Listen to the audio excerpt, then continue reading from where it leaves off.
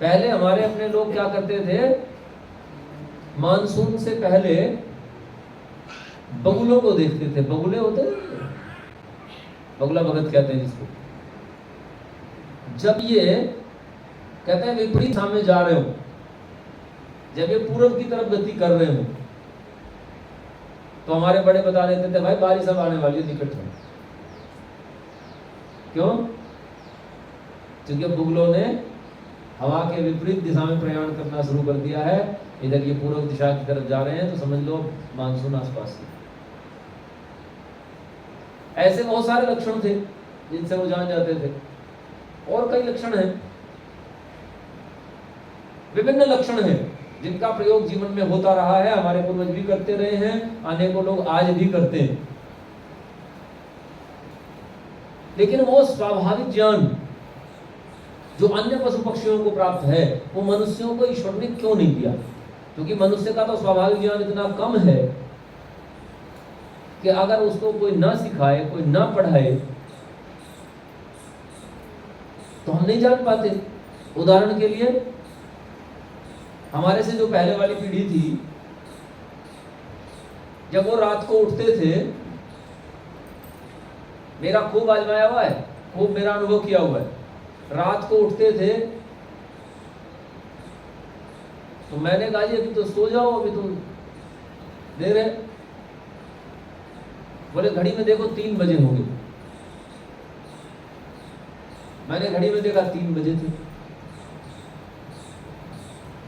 मैंने कहा जी आपको कैसे पता चला? बोले ऐसे हाथ उठा करके बोले ये जो तारी है ना, छोटा तारा, बोले ये तारी अब ये इसके पास आ गई है, यहां है तो 3 बजे होंगे। उनकी घड़ी है, उनकी घड़ी सटीक। मैंने बहुत बार देखा, बोले 3:30 बज गए होंगे, 3:30 बजे। इतना सटीक समय देख पा रहे हैं तारों को देख करके। आप क्यों नहीं देख पाते? मैं क्यों नहीं देख पाता? क्योंकि हमने वो सीखा नहीं है। और ये मैं किसी और की नहीं कह रहा हूं, अपने पिताजी की बता रहा हूं। ये मेरे पिताजी करते थे रात को, और बहुत ज्यादा पढ़े लिखे तो नहीं थे, हैं, बहुत ज्यादा पढ़े लिखे नहीं है, लेकिन ये अभ्यास उनका गजब था। अब थोड़ा कम दिखने लग गया है तो थोड़ी समस्या है, लेकिन उनका गजब का अभ्यास था। 2 बजे 3 बजे रात को उठ करके बता देते थे ये समय हुआ होगा। और ये उन्हीं का नहीं था, उनसे बड़े वाले उनसे भी बढ़िया बताते थे। क्योंकि उनके पास घड़ी नहीं थी, वो घड़ी पर आश्रित नहीं थे, वो उसी पर आश्रित थे, उन्होंने उसी पर परिश्रम किया था। और हम लोगों ने, क्योंकि हमें सरल साधन मिल गया, तो सरल साधन मिल गया तो हमने परिश्रम नहीं किया है, हमने सीखा ही नहीं है। हमें सिखाने वालों ने भी आवश्यकता नहीं समझी है। पहले एक व्यावहारिक गणित सिखाया जाता था। इन लोगों ने पढ़ रखा है, ये जो टीम बैठी हुई है बड़े वाली, इन्होंने वो व्यावहारिक गणित पढ़ाया अपने स्कूलों में। व्यावहारिक गणित पढ़ाते थे तो क्या करते थे, पर्ची का हिसाब लगाना है, किसी चीज का हिसाब लगाना है, अंक गणित के जितने हिसाब किताब थे, खेत कितना बड़ा है उसका नाप तोल करके हिसाब लगाना है, बिना लिखे, है जी, बिना लिखे। एक व्यक्ति 5वीं 6वीं पढ़ा हुआ खड़ा होता था और वो बिना लिखे हिसाब किताब लगा करके बता देता था। ऐसे ही चला खेत के, इधर गया और उधर से आया और नाप करके बोला जी बोले 1.5 बीघा जमीन है। उसका मालिक आया, उससे पूछा कितनी है जी? 1.5 बीघा है। बोले कैसे नाप दिया आपने? बोले मैंने पैर गिन लिए थे, इधर से इधर गया, इधर से इधर गया, 1.5 बीघा जमीन पूरी होगी। क्यों? क्योंकि उन्होंने वही सीखा था। तो मनुष्य की समस्या यह है कि नहीं सिखाओ तो नहीं सीखता, और सिखाओ तो सीख जाता है। हाँ, थोड़ा सिखा दो फिर उसे ज्यादा कर लेगा। उसे बेसिक दे दो तो बढ़ा लेगा। कुछ आप सिखा दो, कुछ अपने आप सीख जाएगा। लेकिन नहीं सिखाओ बिल्कुल भी, तब सीख जाएगा। क्यों जी? अगर गणित थोड़ा पढ़ा दोगे तो उसके आगे तो थ्योरम बना लेगा। क्योंकि जो एमएससी करते हैं उनको सारी थ्योरम थोड़ा पढ़ा दी जाती है। क्यों जी? सारी तो नहीं पढ़ाई जाती, सैद्धांतिक पढ़ा दी जाती है। जितने सिद्धांत अभी तक लोगों के पास हैं और वहां कोर्स में सम्मिलित है उतने सब सिद्धांत पढ़ा दिए जाते हैं। अच्छा, उससे आगे के जो सिद्धांत, जो कोर्स डेवलप होता है और आगे के सिद्धांत आते हैं, वो कहां से आते हैं? क्योंकि यही लोग जिन्होंने उतना पढ़ लिया है, यही लोग आगे के सिद्धांत और डेवलप कर लाते हैं। यही लोग रिसर्च करते हैं, यही लोग पीएचडी करते हैं, आगे थ्योरम दे देते हैं। तो ये पढ़ाने की क्षमता मनुष्य के पास में है, लेकिन अगर नहीं सिखाओ, बताओ जिसको कभी गणित नहीं सिखाया वो थ्योरम देगा है जी? अगर हमने उसे गिनती भी नहीं सिखाई है तो क्या कभी सीख जाएगा अपने आप? नहीं सीख, क्योंकि मनुष्य सिखाने पर सीखता है, बिना सिखाए नहीं सीखता। हाँ, ये अलग बात है कि सिखाने के तरीके हो सकते हैं, जरूरी नहीं कि सिखाने का अर्थ स्कूल में सिखाया जाए, ये जरूरी नहीं है। मनुष्य ऐसे बहुत सारे आपको मिलेंगे जो कुछ नहीं पढ़े और हिसाब किताब लगाते हैं। क्यों?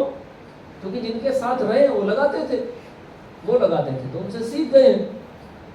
बहुत सारे अनपढ़ लोग हैं, उन्होंने बहुत सारे गीत याद कर रखे हैं, गाने याद कर रखे हैं, बहुत सारी कहावतें याद कर रखी हैं, और कई तो ऐसे हैं वो आपको मंत्र भी सुना देंगे। क्यों? क्योंकि ऐसा नहीं, क्षमता सबके पास है, हमने उसका किस दिशा में उपयोग किया वो हो जाता है, हम ले जाते हैं उसे करके। लेकिन फिर भी याद रखना कि हमारे पास समस्या क्या है कि स्वाभाविक ज्ञान बहुत कम है। बस इतना ही है कि बच्चा अपनी माँ को पहचान लेता है, लेकिन हमारा बच्चा अपनी माँ को उतना पक्का नहीं पहचानता जितना पक्का गाय का बच्चा पहचानता है। क्योंकि हमने तो देखा है, एक सी साड़ी बांध करके लगभग 1 से 1.5 डोल की 2-3 आ जाए तो बच्चा बेचारा कंफ्यूज हो जाता है। लेकिन गाय का बछड़ा नहीं होता कंफ्यूज, ये ध्यान रखना। सैकड़ों गाय के बीच बछड़े को छोड़ दो, अपनी मां के पास जाएगा, क्योंकि उसे स्वाभाविक ज्ञान दिया ईश्वर ने। लेकिन मनुष्य को स्वाभाविक ज्ञान देकर के कार्य नहीं चल सकता था। क्यों? क्योंकि मनुष्य का जीवन बंधा नहीं है। ये जितने और हैं जिनको स्वाभाविक ज्ञान दिया है ईश्वर ने, इन सबका जीवन तो बंधा हुआ है। वो कैसे बंधा हुआ है जीवन? वो जीवन तो ऐसे बंधा हुआ है कि उसमें कुछ करना ही नहीं। आप देखेंगे, ये बताओ, गाय को कोई रिसर्च करनी है? बछड़े को करनी है? क्यों जी? विचार करके देखो, क्या वो कर्म करने के लिए स्वतंत्र है? क्यों जी? क्या गाय किसी दिन फैसला कर सकती है कि मैं पढ़ूंगी? क्या बंदर ऐसा निर्णय कर सकता है?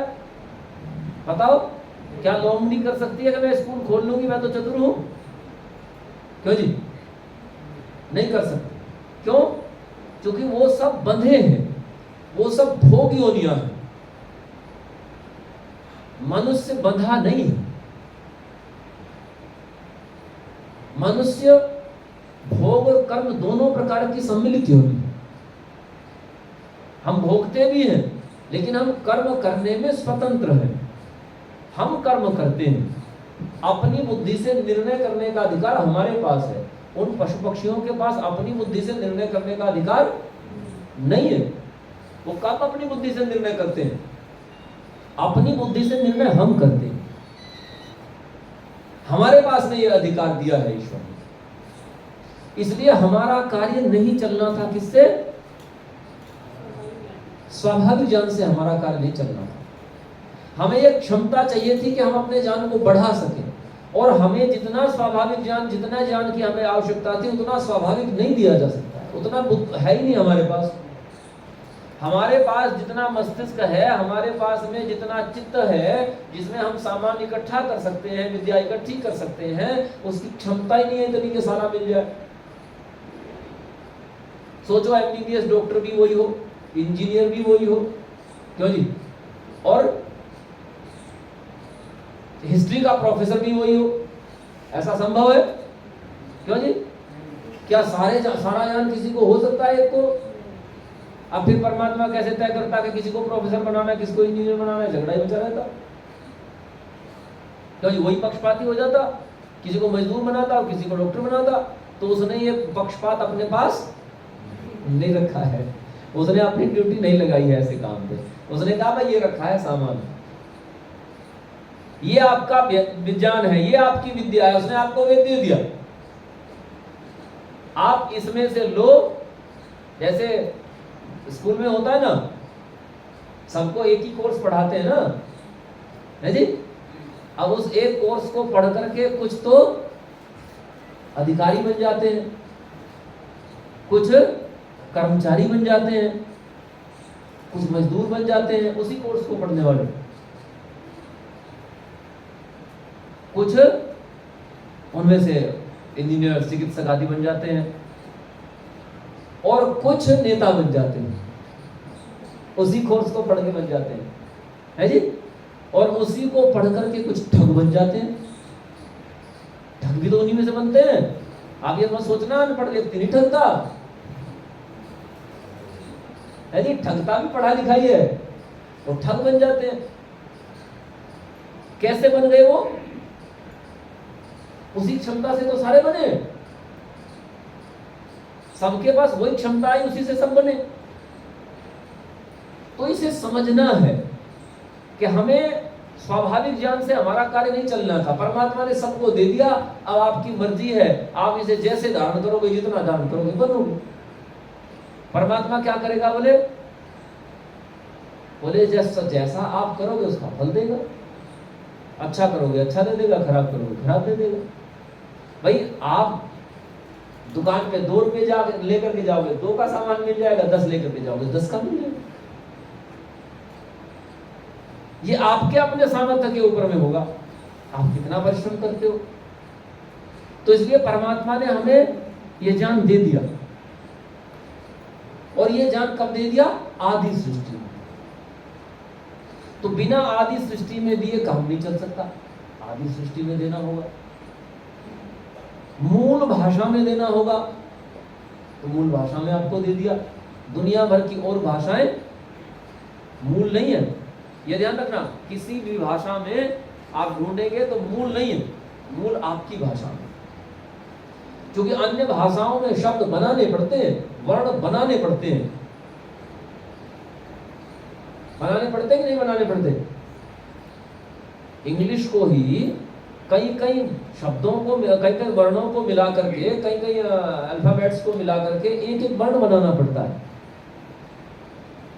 और कई जगह तो ऐसे बनता कुछ और है और पढ़ते कुछ और है। नॉलेज जो आप पढ़ते हो वो लिखा क्या है? तो के को क्यों नहीं पढ़ते? क्यों साइलेंट हो गए? इसने कहा उसे तो चुप हो जाए, क्यों साइलेंट हो गया? कभी पूछते हो इंग्लिश के अपने प्रोफेसर से, पूछो क्यों साइलेंट हो जाता है? जो डॉटर लिखा हुआ है, डॉटर की स्पेलिंग क्या है? उसे ठीक ठीक पढ़ो, क्या बनेगा?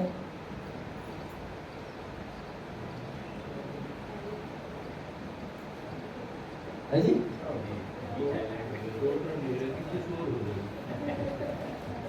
क्यों नहीं पढ़ते ठीक ठीक? वो इसलिए नहीं पढ़ते क्योंकि ये मूल भाषा नहीं है। ये तो 2 इधर से उधार लिए, 2 उधर से उधार लिए, ऐसे बनी है। कैसे उधार ले रखे हैं आप इसका अनुमान लगाइए। संस्कृत में शब्द है पुत्री के लिए दुहिता, दुहिता कहते हैं पुत्री को। इस दुहिता के, दुहिता शब्द के जब रूप चलते हैं तो वहां एक रूप बनता है दुहितरह। क्या बना? दुहितरह।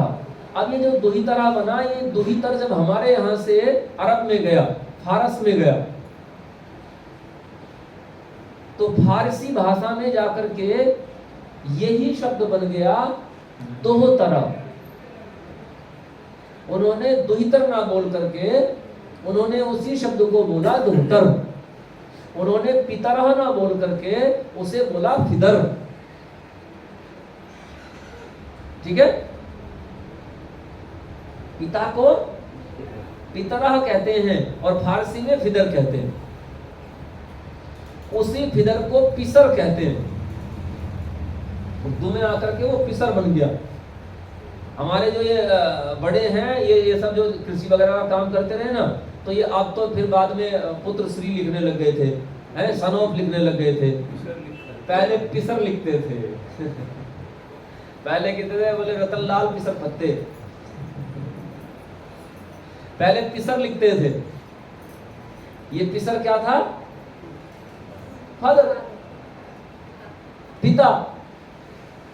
तो ये क्या है? भाषांतर है, गया इधर से, यात्रा करके शब्द गया, और जब वो यात्रा करके गया तो कुछ बनता चला गया। तो ऐसे ही दुहिता गया, दुहितर बना, अपने भी रूप चल करके दुहितर बन जाता है। फिर इस दुहितर का दोहतर बना, दोहतर का डॉटर बना। ये ध्यान रखना, लिखा तो दोहतर ही है, दुख्तर लिखा हुआ है, दुख्तर। वो दुख्तर को अंग्रेज से बुलवाओ, दुख्तर ऐसे बोलेगा, वो लिखा वैसे ही है उसने। लेकिन बाद में भाषांतर होते होते क्या हो गया? और अमेरिकन इंग्लिश की अगर हम बात करेंगे आज की तारीख में, तो अमेरिकन इंग्लिश ने वो स्पेलिंग चेंज कर दी है और उसने डॉटर को डॉटर ही लिखना शुरू किया, उसने वो डीएच हटा दी। ये है भाषांतर, ये बदलता है, इधर से उधर जाता रहता है। बाद में कोई ढूंढेगा तो इसका मूल कहां है, जब ढूंढेगा तो घूम करके उसे संस्कृत में आना पड़ेगा, मूल दुहिता है। तो मूल आपके पास दो परिवारों का हित करने से वो दुहिता है, ठीक है। वहां शब्द है तो शब्द का अपना अर्थ है। अब उससे पूछो भाई डॉक्टर का क्या अर्थ है, तो कभी वो इस पर नहीं आएगा कि दोनों का हित करने वाली है, आएगा ही नहीं। क्यों? क्योंकि मूल तो यहां मूल से पता चलेगा कि क्या है। तो एक एक शब्द को जब आप ढूंढेंगे, एक सन्यासी हुए आर्य समाज के, उन्होंने 1000 शब्दों के, इंग्लिश के 1000 शब्दों की सूची बनाई, जो मूलतः संस्कृत के शब्द हैं, वहां प्रयोग हो रहे हैं। आप लोगों को आश्चर्य होगा, इंग्लिश में पानी के लिए दूसरा शब्द कुछ दिन पहले से प्रयोग होना शुरू हुआ है। जानते हो आप लोग क्या है दूसरा शब्द? वाटर तो जानते हो, दूसरा शब्द क्या है? अब प्रयोग होना शुरू हुआ, एक्वा। ठीक, ये नया शब्द सम्मिलित कर लिया गया है, अब डिक्शनरी में सम्मिलित हो गया। एक्वा मींस वाटर, हाँ, इसीलिए एक्वागार्ड में एक्वा आ गया। ये दूसरा शब्द अब आया है हम लोगों के सामने ही, पहले वाटर ही था और कुछ था ही नहीं, डिक्शनरी में एक ही शब्द होता था जल के लिए। और ये भी इसका मूल भी यही है। वास्तव में आप देखेंगे शब्द है, हमारे यहाँ एक शब्द है वृत्र, वृत्र शब्द, बादल को वृत्र कहते हैं। बहुत जगह वेद में वृत्र शब्द का प्रयोग है। जब वृत्र का सूर्य ताड़न करता है तो ये बरसता है, बहुत जगह ये आया, इंद्र ने उसका ताड़न किया, ताड़न करके धरती पर गिरा दिया, ये आता है, बहुत जगह वेद में आएगा, ये अलंकारिक बन। लेकिन वो हुआ क्या है,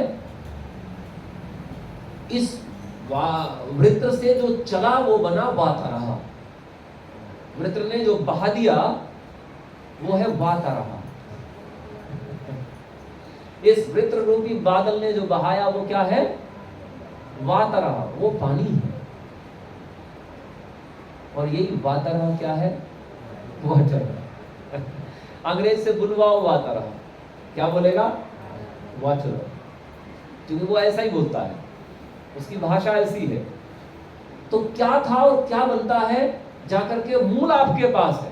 अगर वृत्र का अर्थ देखना होगा, वातरहा का अर्थ देखना होगा, क्यों वाटर वाटर है, क्यों वाटर जल है, अगर ये अर्थ देखना होगा तो आपको पता चलेगा कि वृत्र को जब मारा